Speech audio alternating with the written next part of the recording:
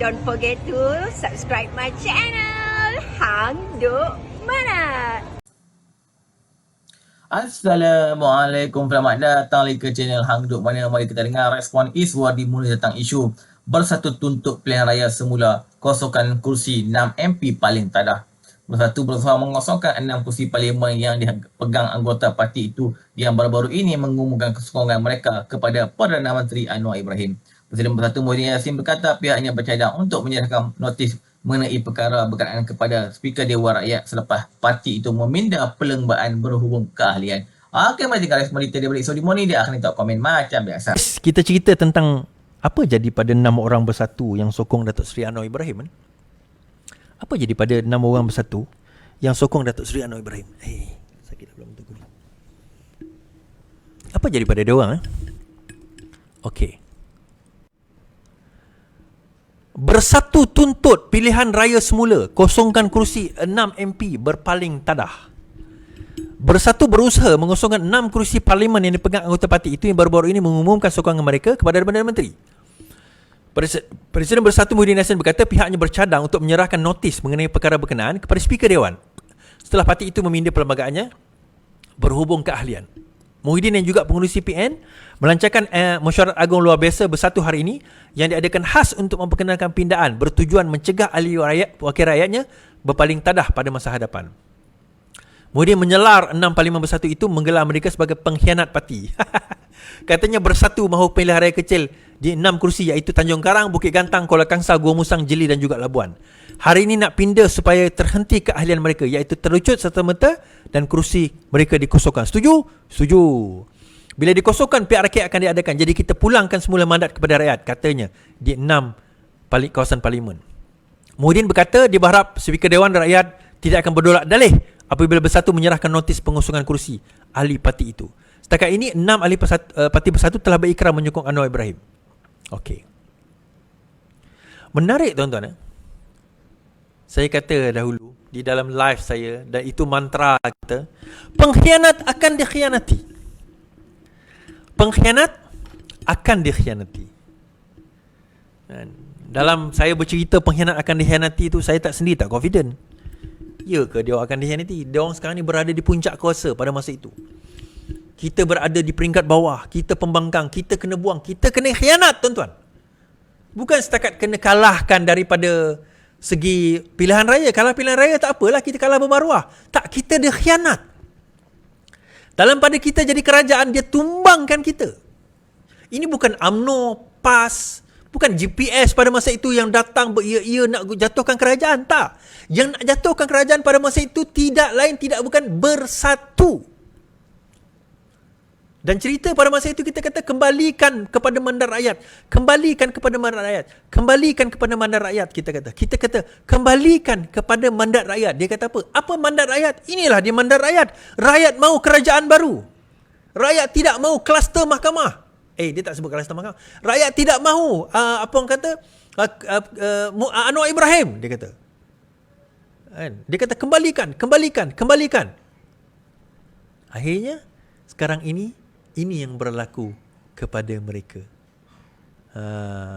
Dia kata apa? Bila dikosongkan, jadi kita pulangkan semula mandat kepada rakyat di 6 kawasan parlimen. Katanya. Wah, senang kan? So 6 kawasan parlimen, dia kata kembalikan. Alright. So, tuan-tuan, macam mana? Pengkhianat akan dikhianati kan? So bila pengkhianat dikhianati, isu dia sekarang ini bagaimana? Siapakah mereka nak bercakap tentang pengkhianatan? Itu yang pertama. Yang kedua tuan-tuan, kita nak tanya, bolehkah usul itu dibawa? Bolehkah usul tersebut memecat dan mengusungkan kerusi ahli parlimen? 6 yang menyokong PM ini. Okey, kita baca. AGM Bersatu lulus pindah perlembagaan untuk halang MP belot.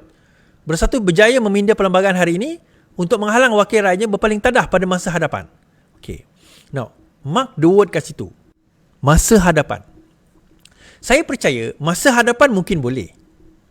Tetapi bolehkah dia menggunakan perkara tersebut untuk ahli parlimen pada masa sekarang yang dah melompat sebelum ini? Ditambah satu persoalan besar. Sebab saya percaya apa yang akan berlaku adalah speaker akan kata tidak jatuh kerana kamu pindah perlembagaan setelah mereka melompat. Kalau mereka nak buat sesuatu pada mereka, kena pecat. Dan pecat daripada parti tidak dikira lompat parti berdasarkan kepada undang-undang yang kamu bersatu sendiri buat pada tahun 2021 dalam Akta Lompat Parti, di mana apabila seorang ahli parlimen menyatakan sokongan berlainan daripada partinya, tidak dikira sebagai lompat parti. Dan apabila seseorang itu dipecat daripada partinya, tidak dikira sebagai lompat parti. Itu yang bersatu buat pada tahun 2021 di bawah Akta Lompat Parti.